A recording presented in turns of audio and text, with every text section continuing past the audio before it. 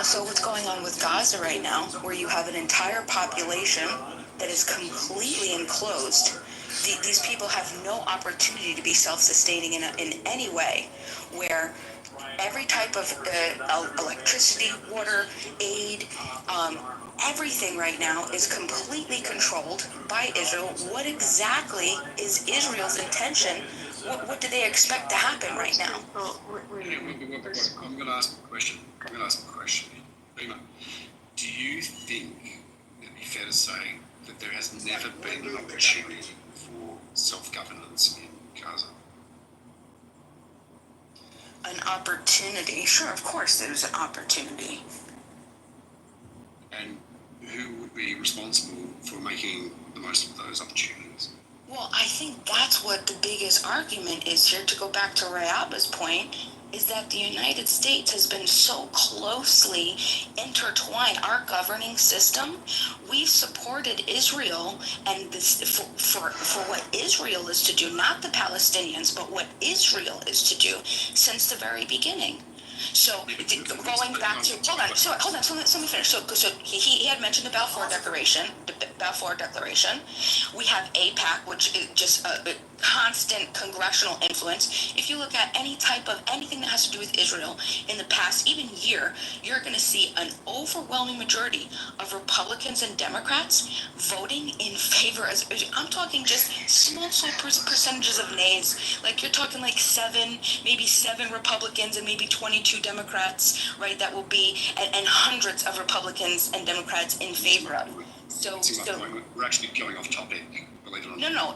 I just don't think that you like where I'm going. So hold on. Can I finish? Would you allow me to finish? My point is that the Zionism that we're referring to and the elitism is that the United States, all these other countries, okay, fine, whatever. We're talking specifically about Israel's actions and how how we are by default forced to support Israel. Billions in aid every single year. The United States is passing us. Hold on, and I'll just give me 20 more seconds, and then I'll end. No. Give me 20 seconds. Because you're actually dished I understand. Okay, well then allow me to finish. Ro, you keep interrupting me, and I have ADHD, so every time you interrupt me, I lose my track of thought. Now I'm going to interrupt you. Here's the thing. This is what moderators do, is when somebody's carrying on and making thousands of points, in order to have a conversation, what you should do is make 1 point, maybe 2 points, then allow for somebody to respond to you. And I think that would be a much better way to hold a conversation. Nobody gets any value from somebody just going from topic to topic to topic to topic to topic. And then when you do bring something up that needs to be called out, which Ro was going to clearly do, he was going to interject and just ask you a simple question, which you wouldn't have known the answer to, and he would have proved his point. And so I know exactly where he was going. But how about this? Go ahead and finish 1 or 2 more points. Then Ro's going to go ahead and ask you a few questions, and the whole room is going to understand that you don't even know the topic that you're talking about. Okay, I appreciate it. Thank you. So all I'm saying is Rab was talking about the elitism, and I want to say that I think that is 100% what most Americans have issue with right now, because of the connection that Americans have by default to supporting Israel when we don't want to. We have to get right now what we're seeing, billions in aid that we have to give to Israel every year. The United States is passing laws to punish Americans who are boycotting Israel.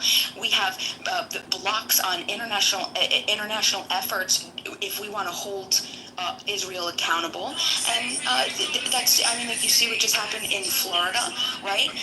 People losing contracts because they refuse to sign contracts to say that they're not going to boycott Israel. Was this your idea of 1 or 2 points? No, this was just I'm trying to connect the elitism and Zionism together. I'm trying to say that when I'm talking about Zionism, I'm talking about what Israel is doing to Palestinians that Americans do not support, and the tie of our force to continue to support it through legislation, and then also our own punishment as Americans when we choose to boycott Israel.